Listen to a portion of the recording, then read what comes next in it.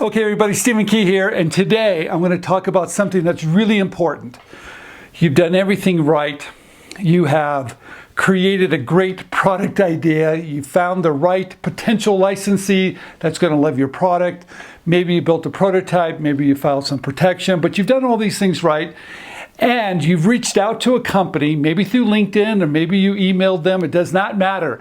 But now they looked at it and now they have some questions for you. How do you prepare for those questions?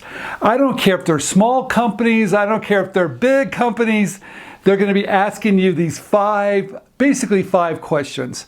And I'm going to go through all five. Okay, here we go. Number one, the first question, what are they going to ask? I don't care, like I said, I don't care if they're really big, I don't care if they're really small. They always come out with, do you have a patent on that? I hear that all the time, and that's kind of a gut reaction from these companies. And I'm here to tell you, they don't even know what to ask, but that's the first thing they always ask. Now, what I've told you before, if you've been watching these videos, file a well-written provisional patent application. It gives you patent pending status for 1 year. So when they ask that question, do you have a patent on this great invention you just submitted to me? Say, yes, I have a patent pending status. I filed a provisional patent application. That's perfectly fine. You don't need a patent, but you do need to write a well-written provisional patent application. Like I said, it gives you that 1 year. That's one of the first questions they're always going to ask. Do you have a patent on your invention? So be able to answer it with confidence that you filed a provisional patent application. Question number 2. Do you have a prototype? Could you send us one? Do you have a sample? I mean, I cannot believe how fast that comes out of their mouth. You haven't even started interviewing them. You're not even quite sure if they're the right fit for you. And already you're just having this first conversation. It's almost like dating. But right away they want a prototype. Okay, I love prototypes. I love building prototypes.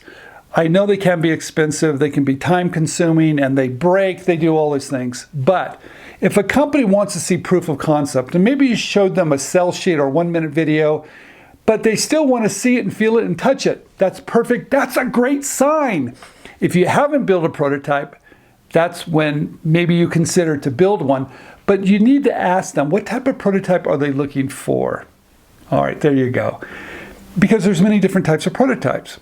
Maybe you can Frankenstein one together, take a couple pieces here or there, put them together, and it looks perfectly fine. Maybe they want something a little bit more sophisticated. So I always tell everybody, don't rush out and build a prototype at the very beginning. Get some interest first. So when they do ask them what type of prototype are they looking for. Now remember, if you have a prototype and you're willing to send it to somebody, ask a couple questions first before you just send it off in the mail. Number 1, prototypes break. Number 2, you're probably not going to get it back. And number 3, they don't really do you, I mean, sometimes they're really powerful, but you have to control it a little bit. I would do this. If it's a Zoom or Skype call, I would show my prototype working on one of those conferences. I would do that first. If they're close by, I might even drive there or have a meeting so I can do the demo. I can control the pitch. Just to put your prototype in a box, ship it off to a company, and think that they're going to open it up without breaking it and they're going to make it work perfectly, I don't think so. I've seen everything go wrong with a lot of inventors just sending prototypes, including myself. So be careful about that. Ask what type of prototype they need. Try to do Zoom, do a Skype, maybe in-person meeting, and try to control the pitch. Now, sometimes you can't build a prototype. It's just too darn expensive. And maybe you don't have the tools or the know-how. Just explain it to them. You're not at the prototype stage yet. Maybe they can even help with that process. Okay, that's number 2. Number 3, they're going to ask you, have you shown it to anybody else? Wow. They're going to say, have you shown it to my competitors? They're not going to say that. I tell everyone, look, you don't want to lie ever. I would tell them, of course, I've been showing my invention to other companies. If they ask who, don't tell them who. Say, I'm under NDA And just like the conversation I'm having with you, I'm not going to discuss it with anybody else. But just don't do that. Don't kiss and tell. Never do that. Keep it very confidential and just tell them you're under NDA. That's number 3. Number 4, I got my list here. Number 4 would be, hey, what does it take to manufacture it? Do you have pricing? Do you have costs? I don't know if you need to do that type of work, but if you have, fantastic. If you have a ballpark number, even better. If there's a similar idea that you can say, well, if this is retailing for this price point, maybe the manufacturing price could be this. You can kind of estimate, that's okay. But realize at the end of the day, they're going to have to do their own costing. Although sometimes if you have that information, it's fantastic. And if you want to get that information, find a U.S.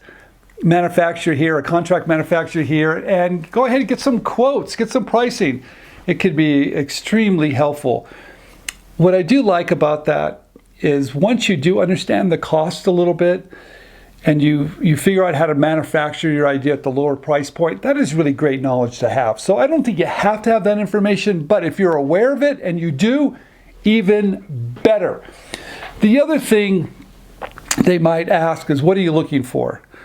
I hear that quite often. They're not quite sure if you're a manufacturer, maybe you're looking to license it, which is really what I really love.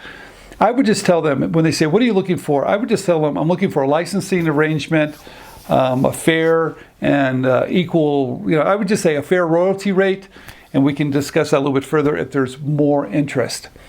Those questions, those 5 questions that I gave you, you're probably going to hear those over and over again through your journey of submitting ideas to companies to license your invention. So be prepared, and if you don't know what to say, and if you don't have the answer, just tell them, I don't know, I have to get back to you. That's okay. Don't fake it.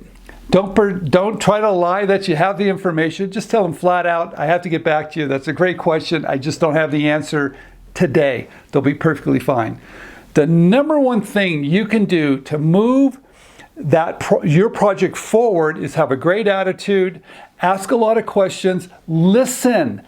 This next video, I'm going to talk about some things you should not do when you have that first call with the potential licensee that tells them, run away, you're a crazy inventor.